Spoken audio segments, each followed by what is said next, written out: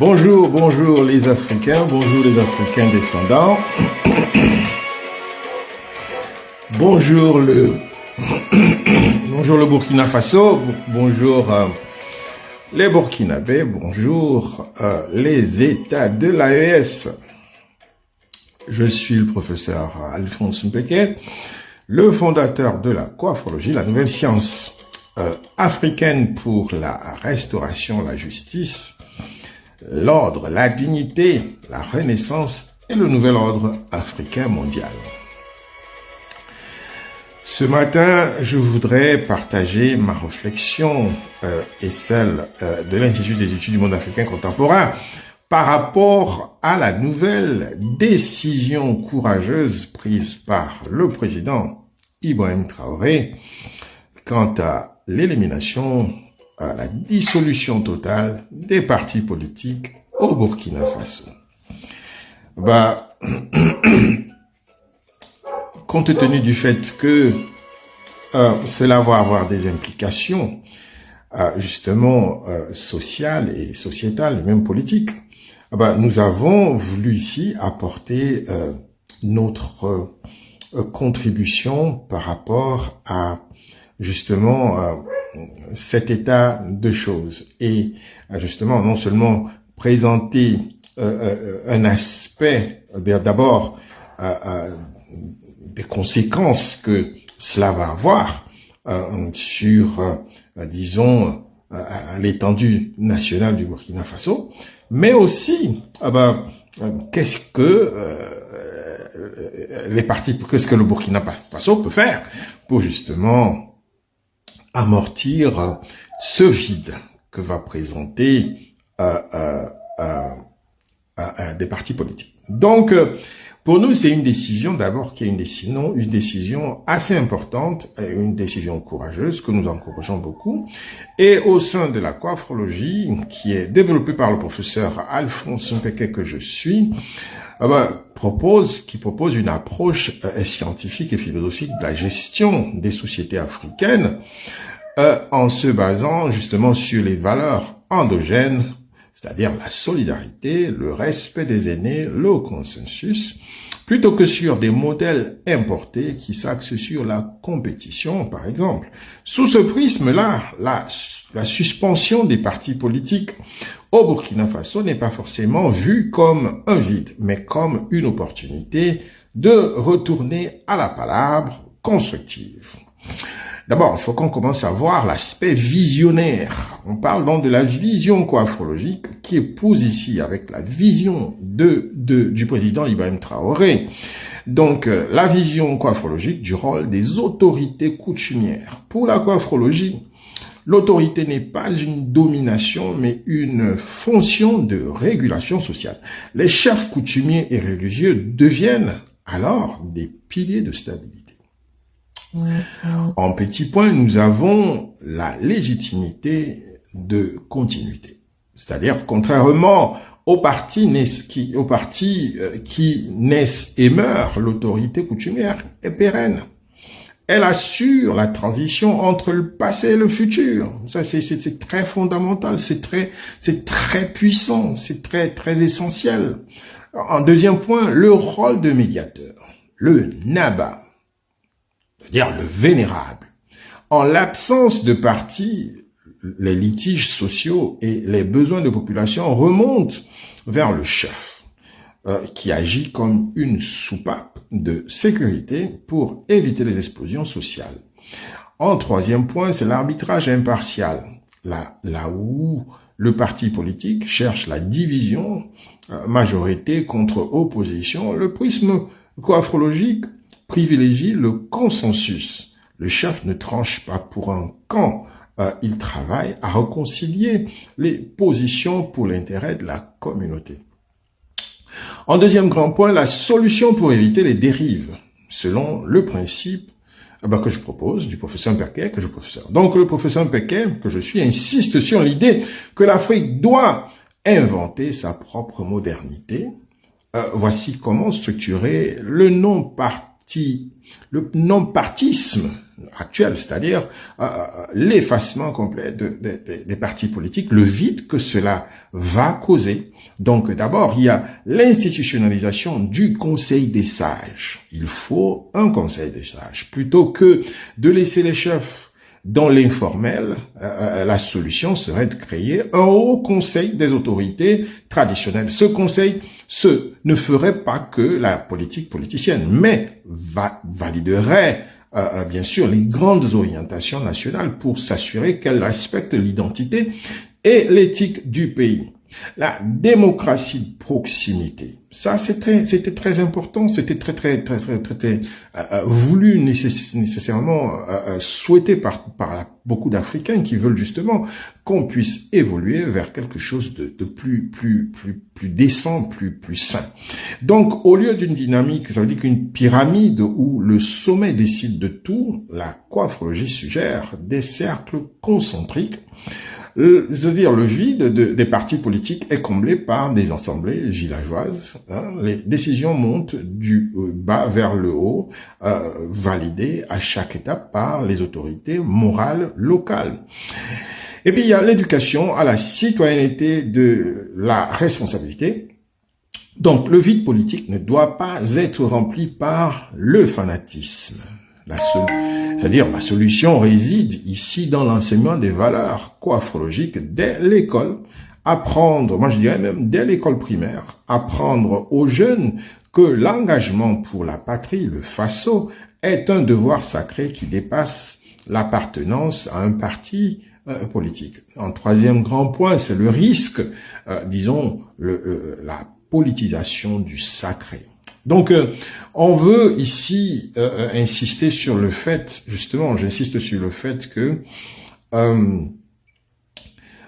il faut même d'ailleurs lancer un avertissement, parce que sans doute il y a un danger à laisser aussi se développer une certaine polarité du sacré. Donc, si les autorités coutumières deviennent de simples instruments du pouvoir militaire, elles perdent leur force vitale, leur autorité morale. Et pour que la solution fonctionne, elles doivent rester indépendantes et critiques.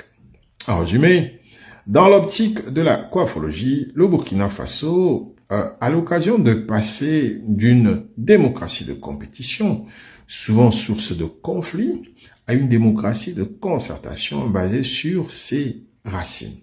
Donc voilà, le point de vue que nous avons par rapport à cette importante décision que vient de prendre le président Traoré, que nous encourageons d'ailleurs, parce que c'est une décision qui va directement dans la branche qui émerge dans la coiffologie qui s'appelle la local stratégie. La local stratégie, c'est exactement ce qui se fait en ce moment au Burkina Faso. Voilà pourquoi nous proposons une collaboration avec les autorités du Burkina Faso à travers cette démarche, cette grande décision qui nécessite un support avec une sorte de soft power, une sorte de pédagogisation des communautés locales pour expliquer non seulement aux leaders des partis politiques actuels, mais aussi aux communautés, aux membres de ces partis politiques, le bien fondé que porte la révolution. La révolution a décidé de suspendre les partis politiques, d'abord pour justement expliquer l'aspect matriciel que reprend l'Afrique. Il faut, dans cette perspective-là, apporter l'aspect, ça veut dire éducationnel, c'est-à-dire formationnel que revêt la coiffologie, qui permet d'apporter des nouveaux paradigmes qui centrent l'Africain, qui ramènent l'Africain à sa matricité, tout en ramenant l'humanité tout entière à la matricité africaine. Voilà pourquoi nous ne sommes pas en train de voir ici un travail qui concerne seulement le Burkina Faso. Le Burkina Faso est en train de prendre des décisions qui se positionne par rapport à un nouveau paradigme qui, justement, les autorités burkinabées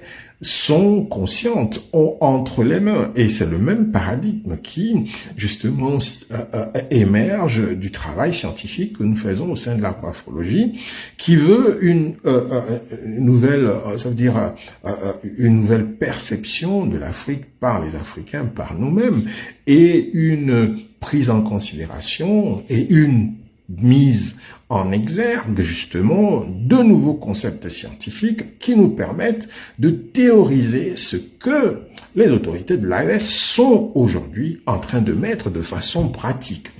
Voilà pourquoi je considère que la présence de l'Institut des études du monde africain contemporain arrimé peut-être à l'une des universités, soit Joseph Kizerbo, soit Thomas Sankara, serait d'un apport important au Burkina Faso pour empêcher les poches d'opposition, les poches d'incompréhension, les poches disons, de retour aux anciens prismes, les prismes coloniaux projectifs, qui vont générer comme ça des réactions ou alors des révolutions néocoloniales projectives qu'il faut savoir contrôler de façon souple par des programmes universitaires. Par exemple, si nous avons une chaire ou alors notre institut est établi au Burkina Faso, au Mali et au Niger, nous pourrons faire un travail de base pour préparer, disons, par exemple, le gouvernement peut donner un ticket gratuit aux leaders politiques, aux responsables de communauté, de suivre des formations que nous allons offrir dans la perspective de transformation, ça veut dire de repositionnement, parce qu'il faut comprendre, il faut qu'ils comprennent le rôle qu'ils vont commencer à avoir dans les communautés, pas seulement comme chef traditionnel. Il faut dire que grâce à l'aquaforologie et la local stratégie, je suis spécialiste en sciences de développement des communautés et pédagogue de formation, je sais de quoi je parle, nous avons là un champ ouvert à des nouveaux métiers, des métiers innovatifs, dans le cadre des localités, dans le cadre des communautés, qu'il faut être développé, qu'il faut être mis à la disposition des populations pour éviter des situations disons, de manque d'activité. Parce que il faut canaliser ceux qui ont des tendances politiciennes, qui veulent faire de la politique. Il y a ceux qui sont des entrepreneurs, ou alors ceux qui veulent faire tout à la fois. Il faut canaliser toutes ces personnes à travers, justement, des formations que nous voulons offrir au Burkina Faso, au Niger, au Mali, justement, pour préparer les populations en termes de mouvement, en termes de progression, d'adaptation avec cette nouvelle politique qui certainement ne va pas aller sans avoir des conséquences. Et justement, ces conséquences-là, il faut les préparer, il faut anticiper pour créer une sorte d'occupation qui permette aussi justement de préparer une nouvelle vague de fonctionnaires qui vont occuper les responsabilités au sein du gouvernement, au sein de l'État, complètement préparés psychologiquement, mentalement, décolonisés pour servir justement à l'État unitaire, à l'État, disons, souverain du Burkina Faso, puisque c'est du Burkina Faso que nous avons d'abord cette première réaction de la dissolution totale des partis politiques qui augure en même temps avec, moi j'apprécie beaucoup, la façon dont c'est fait au sein des États de l'AES, avec la souplesse que c'est fait, sans brutalité, sans crier à la mort, comme ça, prononcée de la démocratie occidentale. Mais pour nous, au sein de l'AES, pour nous, au sein de l'IEMA Kikaos, l'Institut des études du monde africain contemporain, c'est tout à fait ce que ça veut dire. Nous assistons ici à la fin de tout un mythe, la fin de toute une grande expérience de fraude que les Africains ont connue pendant très longtemps, avec ce qui a été présenté comme la démocratie occidentale, que nous appelons vraiment à éliminer complètement, éloigné complètement de la pensée, de la réflexion et de ce que les Africains sont en train de faire. C'est complètement antinomique, c'est complètement paradoxe, c'est complètement contradictoire que des intellectuels africains se targuent d'une démocratie qui a été conçue avec une idéologie vampirique, avec une idéologie de domination, avec une idéologie d'impérialisme, une domination qui n'a plus de limite aujourd'hui en Afrique, dont on ne contrôle même plus les conséquences. Et voir des Africains qui continuent à offrir leur intellect, leur connaissance pour travailler dans ces organisations. Et ces Africains dont malheureusement on est obligé de baptiser avec qu'on appelait le syndrome d'être encore possédé par le syndrome de 1963, qui a connu la colonisation, comment je veux dire, la colonisation de la pensée africaine, la colonisation des connaissances africaines. Et la colonisation même de l'intellectuel africain, qui est une grosse misère, qui est une grosse souffrance pour tout le continent. Donc, voir encore aujourd'hui des intellectuels africains qui ont souvent été une sorte d'égérie de la pensée africaine qu'on retrouve quand on fait un travail scientifique de pointe, on les retrouve, mais après qu'ils se sont retournés pour devenir une fois de plus, ça veut dire les valets, les penseurs de la société occidentale décadente.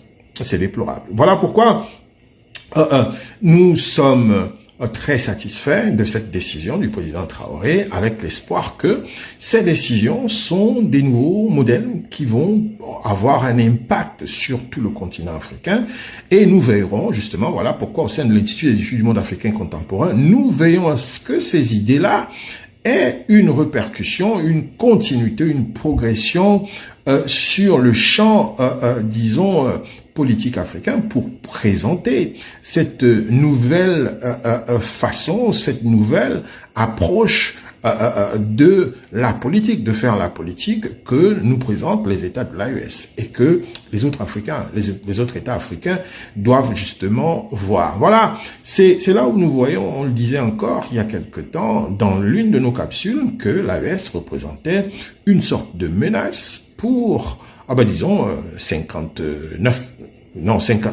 49 pays qui sont des anciennes colonies et qui fonctionnent encore parce que si vous enlevez l'Éthiopie, le Libéria, voilà, vous avez 49 États qui fonctionnent encore en plein régime sous le prisme colonial projectif. Anglophone, francophone, lusophone, j'en passe et d'autres, les 4 langues coloniales, les Africains, les autres pays africains sont encore dans le prisme colonial. Et c'est ce travail-là que tous les États africains, au lieu de se contenter de jouer aux prolongations avec leur population pour laisser perdurer l'extraction des minerais, et puis de l'énergie vitale africaine, les Africains descendants à travers l'esclavage moderne qui se fait en ce moment, avec l'immigration qui se fait en ce moment.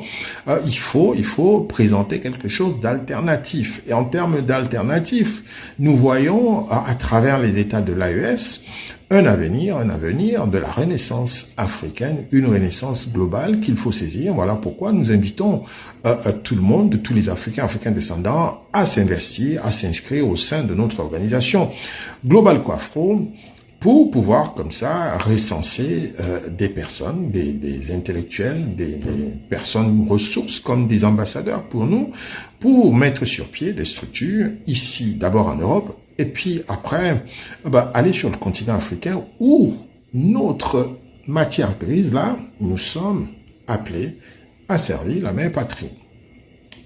L'Afrique est grande, l'Afrique est, disons, riche, et en tant que matrice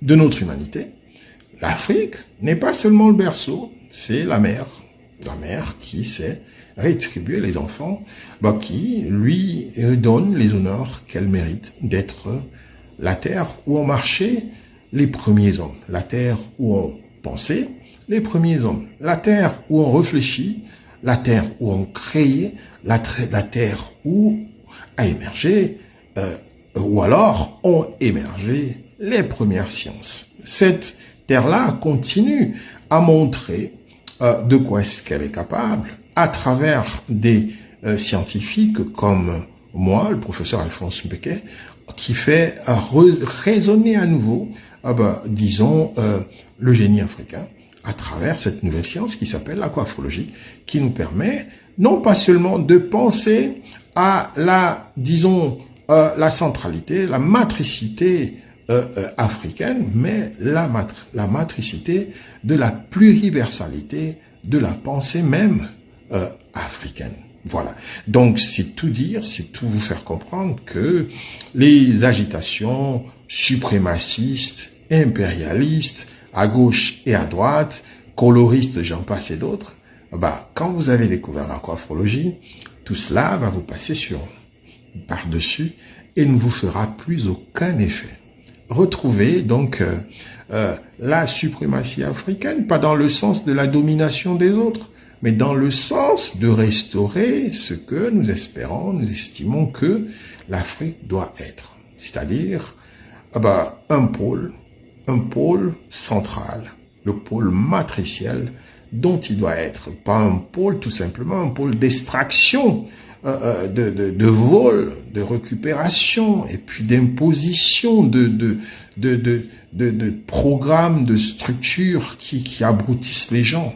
Il faut justement qu'aujourd'hui, on se mette au travail, et ce travail-là a commencé avec les États de l'AES, et c'est à cela que nous invitons tous les Africains à chacun faire sa décolonisation mentale pour pouvoir être un nouveau paradigme, pour faire bouger les lignes, pour faire bouger l'Afrique, pour se faire bouger d'abord soi-même. Voilà. Donc, c'est ce que je voulais échanger avec vous, la réflexion que j'avais ce matin par rapport à une nouvelle décision que nous a prise le bonhomme derrière là, le patron en attente là, le grand patron en attente, parce qu'il faut, la prochaine fois, on va parler de ça. On va parler du leadership africain qui se dessine, et nous allons parler aussi du Coafro, la grande nation Coafro qui rassemble désormais l'ensemble de tous les Africains descendants. Et c'est une initiative qui émerge justement de notre travail scientifique à travers l'aquaphologie. Donc voilà, c'est fait pour ce matin. Je vous dis bien de choses et à bientôt. Ubuntu Canon. Au revoir.